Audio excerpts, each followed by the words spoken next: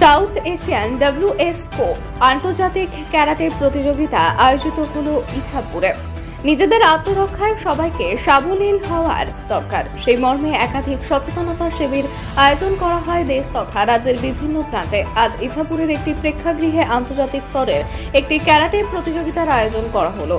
মূলত south Asia WSO আন্তর্জাতিক karate প্রতিযোগিতা করেছে ভারত ও তার পার্শ্ববর্তী বেশ কয়েকটি দেশের প্রতিযোগীরা। যদিও সাময়িক অস্থিরতার কারণে ক্যারাটে প্রতিযোগিতায় এবার অংশগ্রহণ করতে পারেনি প্রতিবেশী বাংলাদেশ।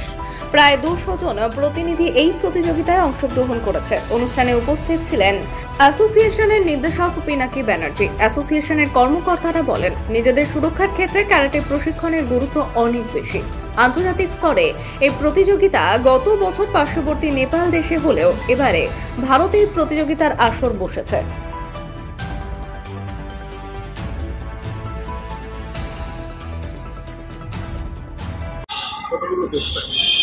এই অ্যাফিলিয়েশনটা আমরা গোটা 15 বছর আগে পেয়েছিলাম, কিন্তু সাউথ এশিয়ান আমরা ইন্টারন্যাশনালি এটা থার্ড। প্রথমটা এখানে হয়েছিল, দ্বিতীয়টা নেপালে হয়েছিল, তৃতীয়টা আবার এখানে হচ্ছে। এখানে আমাদের সাউথ এশিয়ান বলতে আমাদের অর্গানাইজেশনের বাংলাদেশ, ভুটান, নেপাল এই 4টে কান্ট্রি আছে আমাদের সাথে। শ্রীলঙ্কা যোগ হয়েছে, তারাই আসে। এই বছরে বাংলাদেশ স্কিপ করেছে, আসতে পারছে না। আপাতত আমাদের 220 জন পার্টিসিপেন্টস আছে যারা সিলেক্টেড। এই ক্যারাটে প্রতিযোগিতা আগামী দিনে কিভাবে ছড়িয়ে দেবেন অন্যান্য সমাজে?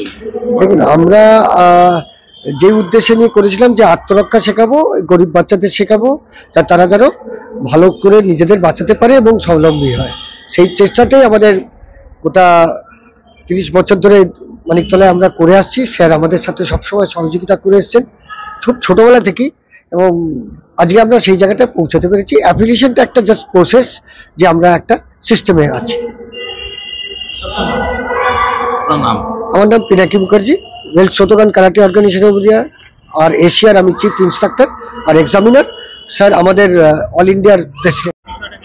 এটা মানে খুব ভালো ইয়েটাই নিয়েছিল পিনাকি। তো এটা আমরা প্রত্যেকটা স্কুলকে চিঠিও করেছি যাতে এতে ইনভলভ হয়। এবার তারা যদি কেউ পয়সাও না দিতে পারে, তাতে বিনা পয়সাও প্রশিক্ষণ দেওয়া হয়। এটা উত্তর ব্যারাকপুর পৌরসভার চেয়ারম্যানই এটাকে নিয়ে খুব ইয়ে করেছিল। প্রত্যেকটা মানে স্কুল আছে নর্থ ব্যারাকপুর মিউনিসিপ্যালিটি জুরিডিকশনের মধ্যে, প্রত্যেক স্কুলকেই এর মধ্যে জড়ানো হয়েছে। প্রায় 20-25টা স্কুলকে দেওয়া হয়েছে। যেমন সারা পেয়েছেন ওরা মোটামুটি আস্তে আস্তে করে সব আসছে, মানে কেউ করছে, দেখতে দেখতে দেখতে ওই একটা জায়গায় মোটামুটি পৌঁছেছে। আগামী দিনে খুব একটা ভালো রেসপন্স আমরা পাবো।